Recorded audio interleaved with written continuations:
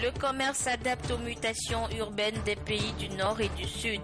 C'est l'objectif du colloque international ouvert ce mercredi à Lomé qui réunit des professeurs d'université qui tableront sur les nouvelles formes de commerce qui naissent suite à l'urbanisation galopante des villes. L'Union européenne se fait connaître aux élèves à travers ses réalisations au Togo. Ce matin, des élèves de Lomé ont touché du doigt les projets réalisés ou en cours de réalisation grâce à la coopération avec cette institution célébrée le 9 mai dernier. Et puis un an après son entrée en vigueur, la facture normalisée est-elle réellement utilisée par les opérateurs économiques togolais? C'est ce que veulent découvrir les agents de l'OTR qui ont démarré depuis hier une vaste campagne de contrôle. Leurs impressions tout de suite dans ce journal. Voilà pour les titres de cette édition. Bonsoir à toutes et à tous et merci de nous rejoindre pour le 20h sur la télévision togolaise. Le Conseil des ministres est réuni ce mercredi au palais de la présidence de la République sous la conduite du chef de l'État Faure Esozimna Nyazingbe. L'essentiel de ce conseil avec le ministre en charge de la communication Guy Madji Lorenzo. Communiqué sanctionnant le Conseil des ministres du mercredi 11 mai 2016. Le Conseil des ministres s'est tenu ce mercredi 11 mai 2016 au palais de la présidence de la République sous la conduite du président de la République, son Excellence M. Faure Esozimna Nyazingbe. Au cours des travaux, le Conseil a adopté 3 décrets et examiné en première lecture un projet de décret. Le premier décret pris par le Conseil porte attribution, organisation et fonctionnement de l'Agence togolaise des grands projets, ATPG. Créée en application de la loi numéro 2014-014 du 22 octobre 2014, l'Agence togolaise des grands projets a pour mission d'assister le gouvernement dans l'identification, la planification, la conduite et le contrôle des grands projets de travaux publics, d'infrastructures ou d'équipements prioritaires, puis d'assurer la maîtrise d'ouvrage déléguée pour leur réalisation. En effet, la priorité du gouvernement est de créer les conditions d'une croissance soutenue, durable et plus inclusive pour le bien-être des populations. L'atteinte de cet objectif passe par la réalisation d'infrastructures en matière d'énergie, de transport, de télécommunications et de services sociaux de base. Ce décret traduit donc l'engagement manifeste du gouvernement d'imposer une nouvelle dynamique forte dans la conception, la réalisation, la conduite et l'exécution des projets prioritaires. Le second décret adopté par le Conseil est relatif à l'agrément d'exercice d'une activité professionnelle dans les ports, les installations portuaires et des espaces maritimes sous juridiction togolaise et au permis d'exploitation des engins flottants. Prenant en compte la nécessité pour le gouvernement de mieux assurer la sécurité des activités économiques portuaires et dans les espaces maritimes, le présent décret institue l'octroi d'un agrément pour l'exercice d'une activité professionnelle dans les ports, de même que la délivrance d'un permis d'exploitation des engins basés dans les eaux sous juridiction togolaise. Ce décret prévoit également le suivi informatique des informations de sûreté et leur archivage afin d'assurer le suivi des activités et la détection des opérations illicites. Il s'agit pour le gouvernement d'assurer la pleine sécurité de ces espaces maritimes et de conjuguer les efforts pour une lutte efficace contre les trafics illicites afin d'accroître la compétitivité des ports du Togo. Le troisième décret pris par le Conseil porte création, attribution, organisation et fonctionnement de l'Agence togolaise d'électrification rurale et des énergies renouvelables. Conformément à la volonté du gouvernement de permettre à une frange importante des populations rurales et périurbaines d'avoir accès aux services énergétiques et dans la logique d'accroître le maillage électrique de notre pays, la création d'une agence devient une nécessité. Ainsi, le décret adopté par le Conseil crée l'Agence togolaise d'électrification rurale et des énergies renouvelables chargée de la mise en œuvre de la politique de l'État en la matière et de mobiliser plus facilement les ressources financières pour l'accélération de l'électrification en milieu rural et la promotion des énergies renouvelables conformément aux objectifs de développement durable et aux recommandations de la COP21 tenue à Paris.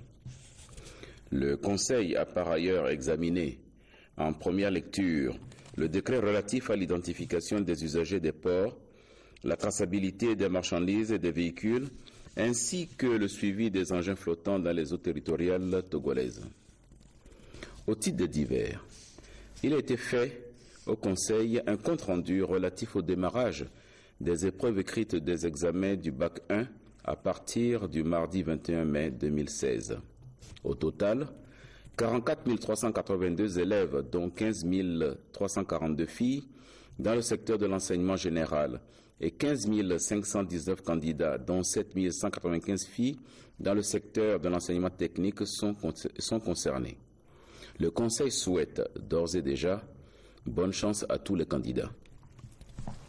Il a également été porté à la connaissance du Conseil que la réforme du mécanisme de distribution des engrais est arrivée à son terme et a permis de désigner pour le compte de la prochaine campagne agricole 9 sociétés privées qui auront la charge de mobiliser 85 000 tonnes d'engrais contre les 45 000 tonnes relevées au cours de la campagne agricole précédente.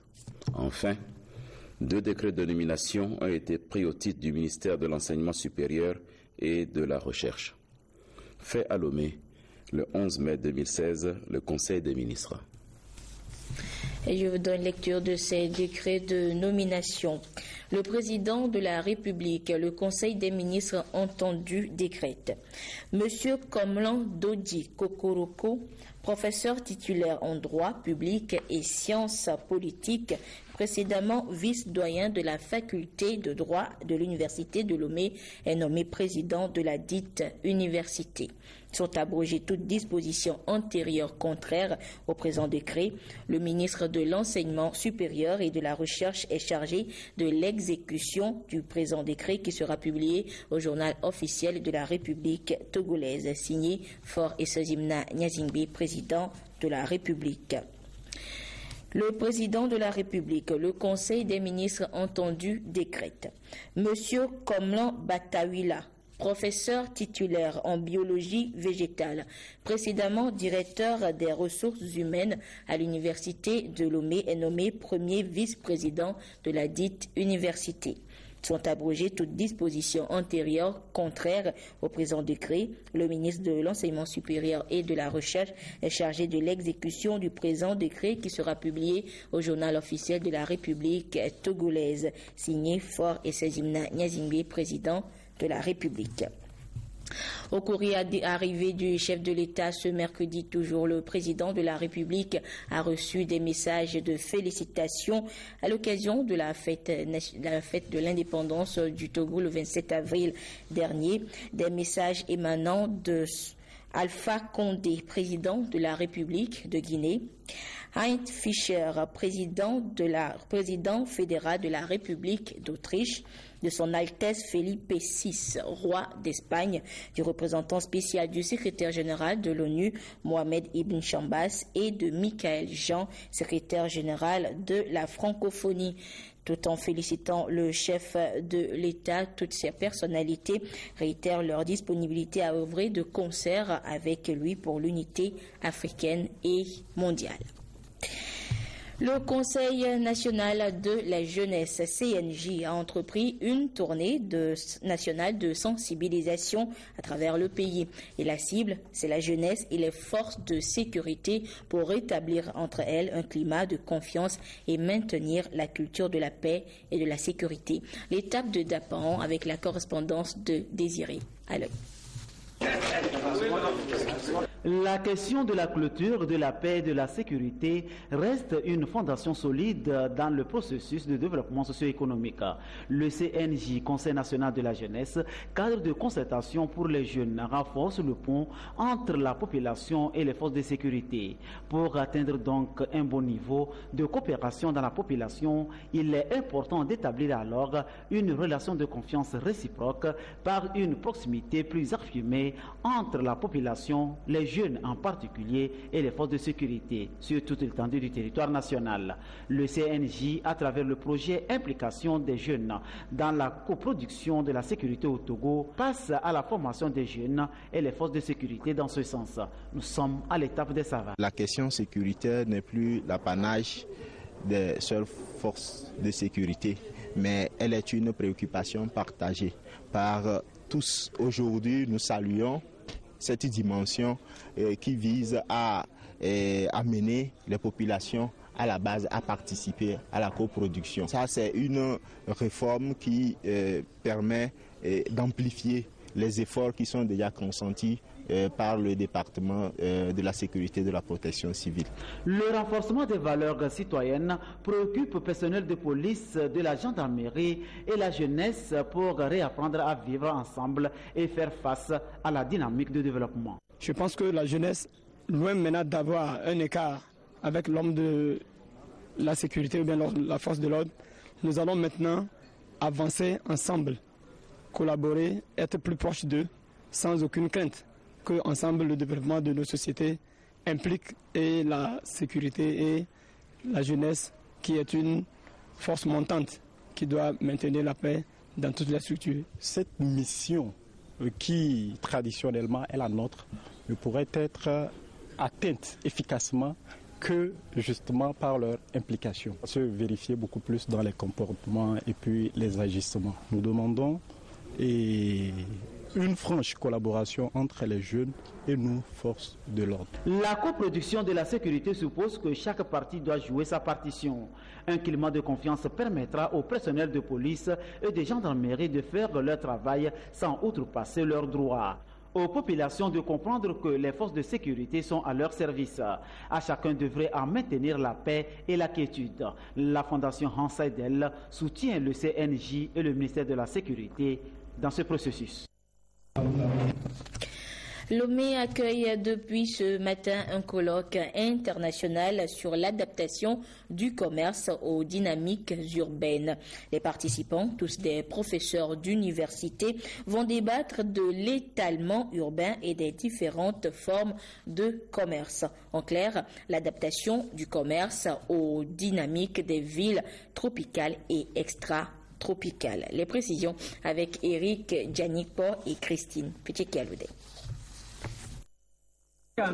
La dynamique des activités économiques observées tant dans les pays du Sud que ceux du Nord, suite à l'extension des villes, fait apparaître de nouveaux fronts d'urbanisation qui génèrent des systèmes d'adaptation en termes de mobilité et de mutations commerciales. Les chercheurs géographes du Sud et du Nord s'interrogent sur ces différentes mutations. Ils analysent les différentes formes d'adaptation du commerce aux dynamiques des villes tropicales et extratropicales. Il faut contrôler la croissance des villes sur le triple plan démographique, spatial et économique. Il faut faire le point et évoquer à peu près les dysfonctionnements qu'il y a eu. Est-ce que les établissements de commerce qui s'installent en banlieue, par exemple des villes, et qui sont parfois le fruit de l'initiative des citadins, vous voyez, des initiatives populaires, est-ce qu'on devrait s'accommoder de ce type d'établissement commercial? Est-ce qu'il ne faudrait pas mieux les organiser? Il faudrait qu'il y ait des réflexions comme celle-là pour permettre aux aménageurs des villes, pour permettre aux politiques de comprendre les problèmes auxquels ces villes sont confrontées afin d'envisager des meilleures solutions. Les villes connaissent depuis quelques années un développement démographique et spatial, nécessité donc de faire en sorte que les activités commerciales s'intègrent harmonieusement dans les espaces urbains.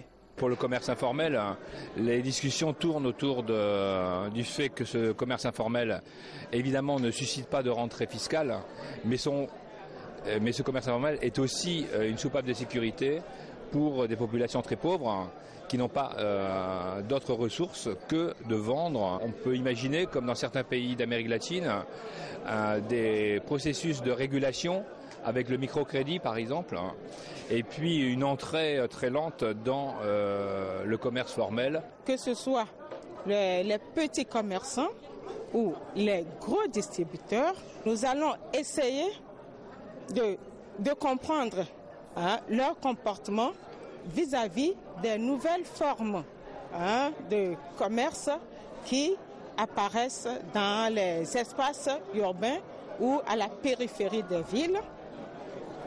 Ensuite, sur la restructuration du commerce dans les centres-villes et aussi l'impact que le e-commerce pourrait avoir sur la facilité d'échange entre les différents acteurs du monde économique. Ce colloque de Lomé regroupe les participants de 10 pays d'Europe et d'Afrique. Il est organisé avec le soutien de plusieurs partenaires, notamment le groupe Ecobank, l'Office togolais des recettes et le groupe Bolloré. Ce matin, une cinquantaine d'élèves de 5 établissements de Lomé ont touché du doigt les réalisations de l'Union européenne dans plusieurs secteurs dans notre pays. Ils ont visité notamment l'école de formation de police de Davier en construction et 2 autres projets d'assainissement dans le Vaud et les lacs. Les apprenants, conduits par une délégation de l'Union européenne, ont ainsi découvert l'institution à travers ses actions concrètes. Le compte rendu avec Sylvain Abdou. En construction sur une superficie de 15 hectares, l'École nationale de formation de police à Davier dans le Zior a été la première étape de la tournée effectuée ce jour par ces jeunes élèves conduites par la délégation de l'Union européenne. La mise en œuvre de ce projet de formation avec l'appui technique et financier de l'UE est appelée à assurer une formation de qualité et garantir ainsi le professionnalisme. Par le truchement du responsable en charge de la gestion du site, les élèves ont eu une idée sur la mission et le fonctionnement de cette unité de formation. J'ai appris qu'il faut 2 ans au minimum pour un agent, pour être formé en agent de police, et que c'est en 2005 que officiellement les femmes peuvent devenir policières. Et il y a des projets en cours qui visent à créer une nouvelle ville à Davier. Ils vont innover plein de bâtiments tels que des hôtels pour accueillir de nouveaux formateurs. Il y aura des piscines, des terrains de jeu qui pourront distraire, quoi. Il y aura aussi un centre pédagogique et un centre de tir qui permettra de s'entraîner. C'est pas exclusivement réservé pour les policiers, mais tout le monde peut venir s'entraîner. La délégation a ensuite mis le cap sur Adouho, un village de la préfecture de Vaud. Là ont été réalisés des projets d'assainissement, des projets cofinancés par l'UE et l'UNICEF pour améliorer l'accès des populations à l'eau potable et à l'hygiène. La même démarche a été faite à Aného avec le projet SPANC, Service public non collectif, mais le mode de fonctionnement diffère d'une zone à une autre selon les élèves. J'ai réalisé et compris que les toilettes EcoSan sont plutôt plus avantageuses que les toilettes régulières, c'est-à-dire qu'avec beaucoup d'eau et la chasse et tout. Parce que déjà, comme les toilettes régulières, elles consomment beaucoup d'eau, ça attire plus les microbes et les mouches et tout et les odeurs. Alors que comme là, tout est sec, c'est plutôt ça, tout devient sec. Il y a moins d'odeur, il y a moins de mouches et tout, et c'est plus propre aussi, plus hygiénique dans un sens, parce que quand par exemple les excréments sèchent complètement et qui deviennent poudre, il n'y a plus de microbes déjà, et c'est plus avantageux puisque c'est plus facile à pouvoir les réutiliser. L'implication des élèves à cette initiative est de marquer non seulement la journée de l'Europe, mais aussi permettre à cette génération montante de découvrir quelques réalisations de l'Union européenne et surtout de s'enquérir de certaines réalités sur le terrain. L'Union européenne, c'est pour tout le monde, et tout le monde, ça inclut évidemment les enfants, les générations à venir, ceux qui sont avec nous, ceux qui composent nos familles, ceux qui sont dans les villages, ceux qui sont dans les villes. Aujourd'hui, donc, nous avons voulu faire venir une cinquantaine d'élèves des écoles de Lomé, et on reproduira certainement l'expérience plus tard avec d'autres écoles dans le pays, parce que là aussi ça ne concerne pas que la capitale, l'Union européenne. Nous avons voulu les faire venir pour découvrir 3 exemples de projets de ce qu'on fait au Togo. Nous, ce qui nous intéresse, c'est susciter de l'implication, susciter de la participation, ne pas être uniquement spectateur de la vie dans laquelle on vit. L'engagement de l'Union européenne au Togo s'illustre à travers ses multiples actions sur le terrain. La journée de l'Europe offre donc l'occasion à ses élèves d'apprécier la qualité des relations qui existent entre l'UE et le Togo.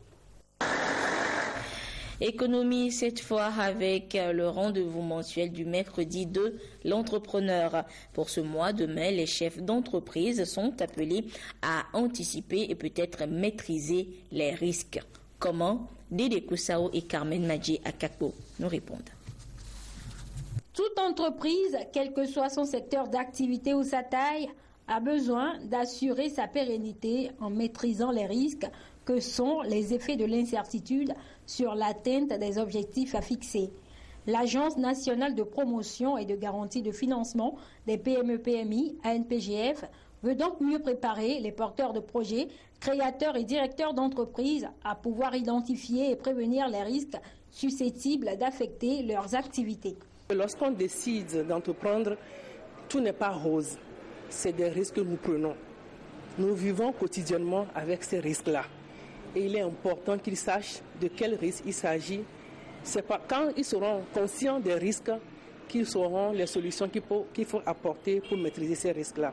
Lorsqu'il s'agit de la mise en œuvre, de l'anticipation des risques, il y a des décalages majeurs entre les différents acteurs de l'entreprise.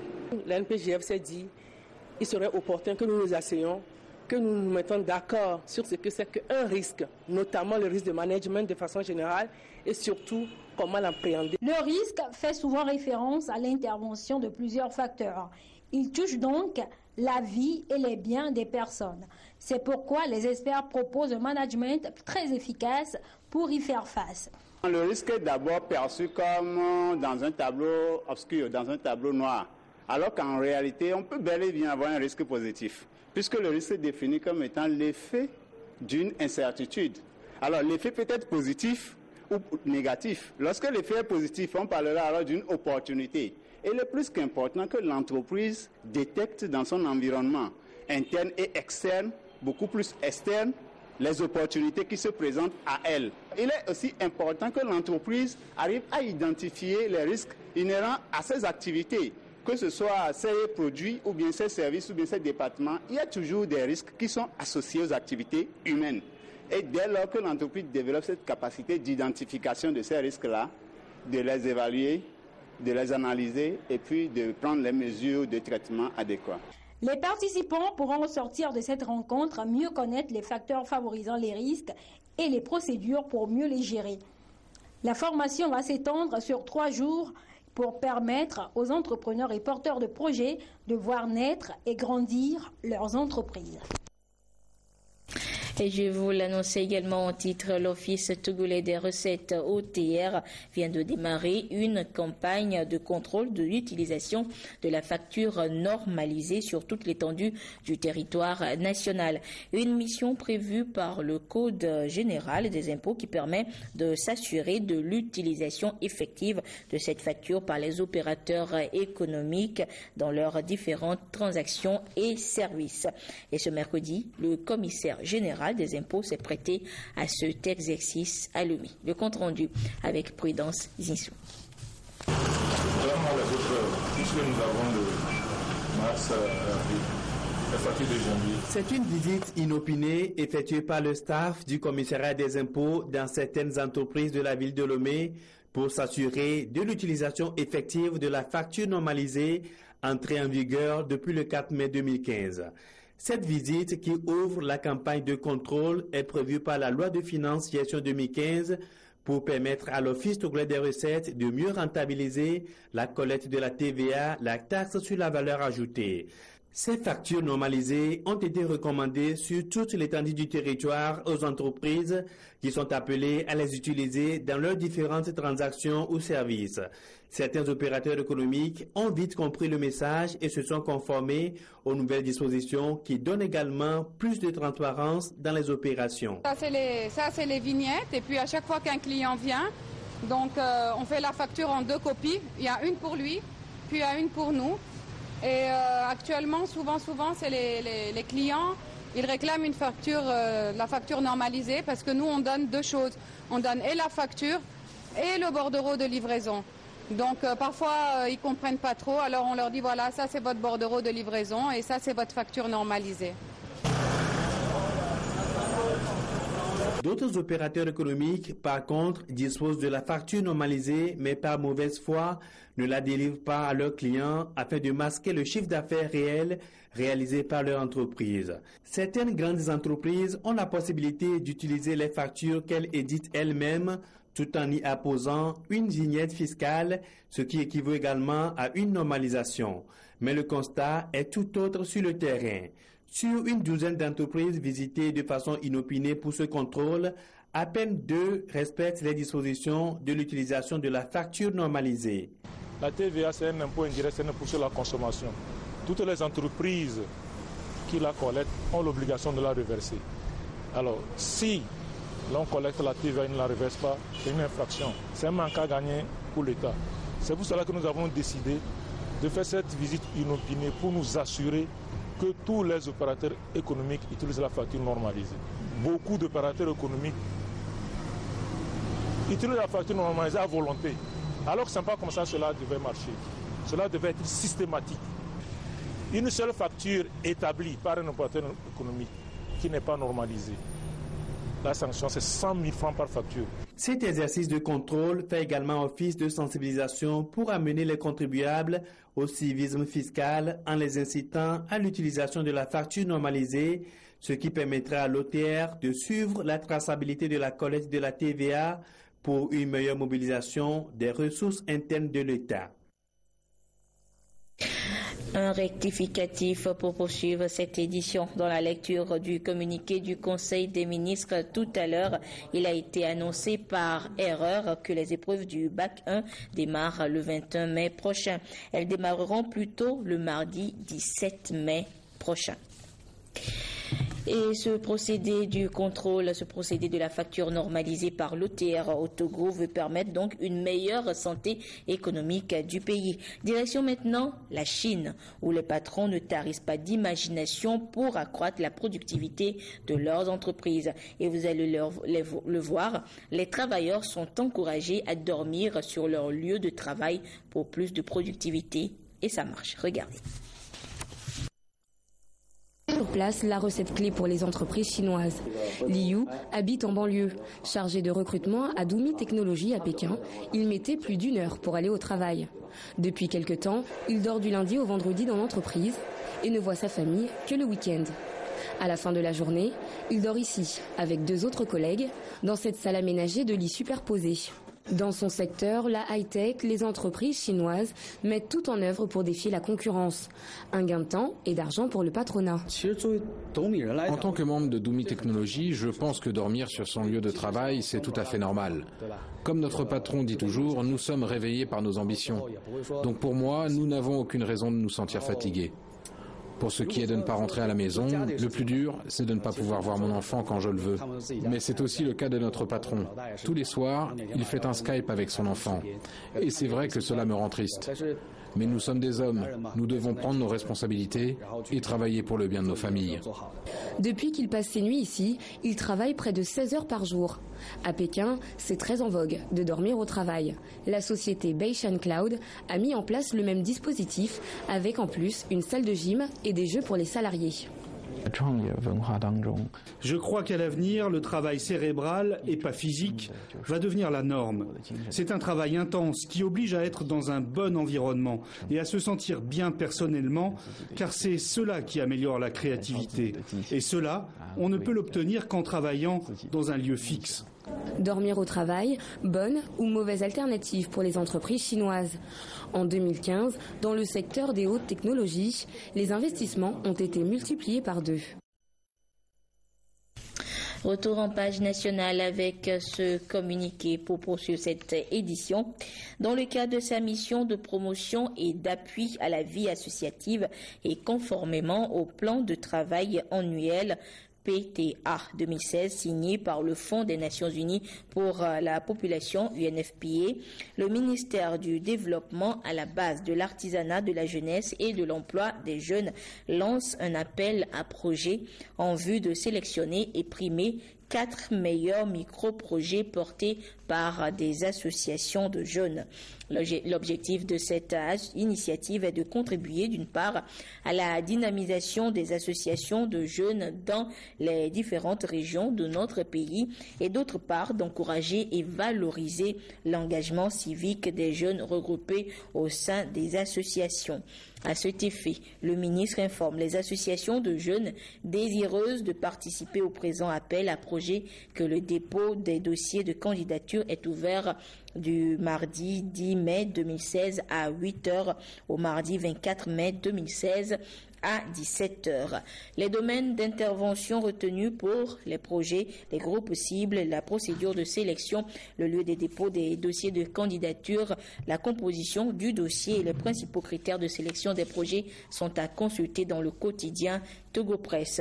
Mais il est à noter que les associations ayant le statut d'ONG ne sont pas concernées par le présent appel à candidature et les micro-projets financés doivent être exécutés dans un délai d'1 mois. Aujourd'hui, 11 mai, les amoureux du reggae commémorent la disparition du roi de cette musique, Bob Marley. C'était le 11 mai 1981. Occasion ce soir de découvrir encore la philosophie, la doctrine, la culture, voire la religion Rastafari. Pour les initiés, c'est une forme de mode de vie dans le respect des règles de la société, mais surtout en harmonie avec la nature, leur source d'inspiration. Qu'en est-il concrètement? Kani Akpo et Luc Cassi nous font découvrir la philosophie Rasta. Regardez.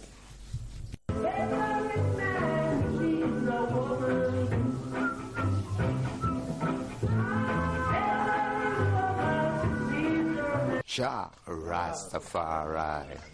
Amour, paix, tolérance et respect mutuel, des valeurs et modes de vie propagés par la philosophie Rastafari. Être Rasta, c'est un comportement et un mode de vie pour les uns et une religion pour les autres. Pour ces pratiquants du rastafarisme, l'unicité avec la nature est la porte d'accès à la plénitude de la vie en parfaite communion avec Dieu, c'est-à-dire Jah. Les adeptes de ce concept sont identifiables pour la plupart à travers leurs dreadlocks. Les dreads ne font pas un rasta. Être rasta, c'est d'abord une philosophie. C'est un mode de vie. Un rasta, c'est quelqu'un qui essaie tous les jours de faire passer le message de la paix, le message d'amour. Et un rasta, c'est quelqu'un qui essaie de trouver des solutions aux problèmes de nos sociétés. Un rasta, il doit savoir que c'est l'amour qui domine tout. L'amour doit être au centre de tout ce qu'il fait. Il doit aimer son voisin comme lui-même et maîtriser la notion du chaman et savoir que Dieu est amour. Et le rasta, il doit méditer, beaucoup méditer et porter le dreadlocks comme son identité. Les dreadlocks, c'est les cheveux que nous laissons pousser. Il existe plusieurs communautés de Rasta et elles n'ont pas forcément les mêmes règles de conduite. Certaines sont plus conciliantes et d'autres non. Quand on parle de la drogue, Rasta ne connaît pas. Parce que les gens confondent la drogue avec l'herbe. La plante, c'est la création de Dieu. Bon, si par exemple, Rasta pratique la drogue, moi-même je suis Rasta. Est-ce que je suis drogué? Et puis on me parle de quelque chose on me demande quelque chose de vérité. Donc si Rasta est drogué, il ne peut pas se raisonner. Il y a d'autres qui sont là parce qu'ils ont vu que telle personne fait du Rasta sur la tête, moi aussi je vais le faire. Et il y a d'autres qui sont là que fumer de la drogue, alors que ce n'est pas la drogue qui est la question. Chez beaucoup de personnes, le Rastaman est perçu de travers, ce qui ne devrait pas être le cas, puisqu'ils ont des convictions et partagent les règles de vie de la société à en croire les Rastas. Le Rasta doit être très respectueux vis-à-vis des lois de la cité et vis-à-vis de son prochain. Un Rasta est un homme de justice, de paix, d'amour. Quand tu vois un Rasta, sache que tu vois l'amour. Tu es Rasta, tu te dis Rasta. Il faut toujours respecter son prochain et vivre une vie de Rasta. Être toujours cool, compréhensif aussi. Le mouvement Rastafari est né en 1940 à partir de l'un des précurseurs de cette philosophie, le prince Haïlé Sélassié. Il est considéré comme le messie pour ceux qui conçoivent le rastafarisme comme une religion. À l'heure où toutes les communautés Rastafari commémorent le 35e anniversaire du précurseur de la musique reggae, Bob Marley, qui a tiré sa révérence le 11 mai 1981, l'amour, le pardon et la paix sont les choses les mieux partagées par les Rastas.